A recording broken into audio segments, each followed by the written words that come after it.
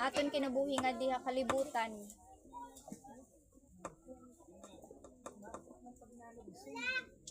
Nga may dakita kadtuan kahuman dinhi. At kalibutan kay diri man kita dili permanente.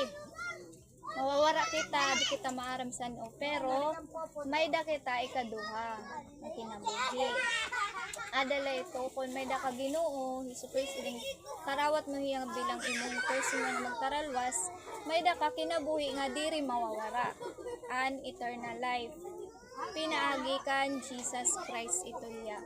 Nan may daliwat usa nga lugar nga ngadto ka hasta kung ikaw waray ka pa magbaso nim sala adto ka ha lugarhan kalayo an impyerno.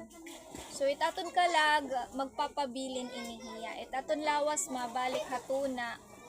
Ngan nga tanan ini dere iniya permanente pero aton kalag maatubang ito ha Ginoo. Nandinhi pala kita ha kalibutan, huhukman na kita. Kay kikitaon nit Ginoo kun hinut tunay nga may da relasyon na iya. Sugad man may da kabalay may da kabalay. Papasakbon mo ba ako nga diri ako taga didto ha imo? Waray kita relasyon. Diri mo ako anak, diri mo ako kamag-anak or ano. Papasakbon mo ba ako tigdala gabi ha? Diri nga bisita. Papasakbon mo ba ako masing ako nga daman ako naukoy bisan diri. Papasakbon mo ba ako? Di ba diri? Diri kita magkaano-ano. Pero kung Jesucristo may da ka na relasyon na iya, waray duda nga makakasakob ka halangit.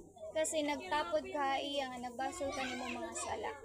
Kay hiyalaan namatay nga nabanhaw para naton mga sala. Damo na namatay pero waray hira kabanhaw. Hay ni hira nagpabilin hira hatuna. Kay otro liwat hira nga makasasala. Ada ito ang verse, for all have sinned, tanan kita makasasala. Pero may ada iton good news.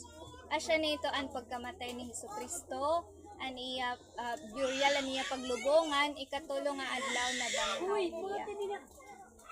Nga bisan kita makasasala diri kita magpapabilin nga dinhi kalibutan kay may kita kakadtuon nga